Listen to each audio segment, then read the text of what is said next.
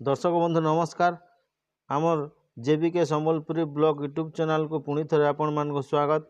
दर्शक बंधु आज वीडियो रे आमे जानिबा जनवरी मास 1 तारिख रे आमे नुआ वर्ष कहीं पालन करिथाउ, कौन रही यार इतिहास। आधुनिक कैलेंडर अनुसार आमे प्रति वर्ष जनवरी तारिख मासरे नुआ वर्ष पालन करिथाउ। एही उत्सव को बड़ धूमधाम रे पालन करा जाई थाए। तेबे एही भली स्थिति रे आपण माने वर्षर मार्च कि डिसेम्बर मास को नुआ वर्ष भावे केबे कल्पना करि पारिबे कि? आधुनिक कैलेंडर अनुसार जनवरी 1 तारिख रु प्रति वर्षर आरंभ होता है। तेबे यहाकू अधिकांश राष्ट्र ग्रहण करि नाहंती। यह पछरे एक विस्तृत इतिहास रही। शह शह वर्ष पूर्व भौगोलिक सीमा और सभ्यता मध्य बास करुथिबा लोक माने तारीख और सीजन रो गणना करिबा पई निज निजर तरीका प्रयोग करुथिले। पूर्वरु मार्च 25 और डिसेम्बर 25 सहित विभिन्न तारीख मानकरे कैलेंडर आरंभ होइथिला। तेणु जनवरी नुआ वर्ष किपरि हेला ताहा एक बड़ प्रश्न उठुची। आधुनिक कैलेंडर आसीबा परे यह जनवरी 1 तारिख रु आरंभ होइथिला। तेबे एक साधारण कैलेंडर रे पहुँचवा एक साधारण कथा नथिला। एथिपाई विभिन्न साम्राज्य और सभ्यता मध्य बहु विवाद तथा तर्क देखा मिलता। एथिपाई पाखापाखि 1 शताब्दी वर्ष समय लगी जाइथिला।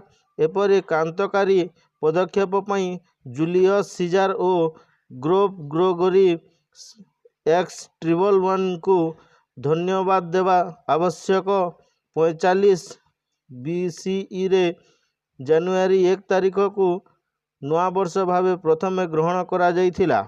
ता पूर्वरु रोमान कैलेंडर मार्च मासरे आरंभ होइथिला और ताहा 355 दिन रहिथिला। एथि सहित 27 दिनिया किंबा 28 दिनिया मास को अनेक समय रे फेब्रुआरी और मार्च मास मध्य रखा जाउथिला।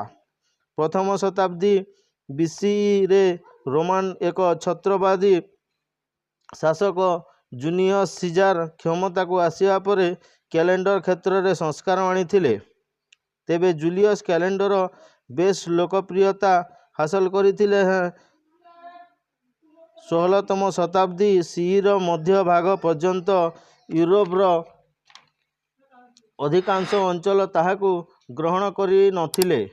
यह पूर्वरु रोम रो प्रतिष्ठाता रोमुलुस 8म शताब्दी BCE रे कैलेंडर स्थापना करथिले।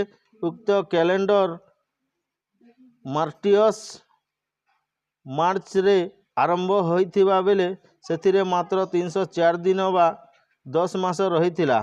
एथि सहित एथिरे शीत दिन स्थापन पाई नथिबा जणा पड़िथिला।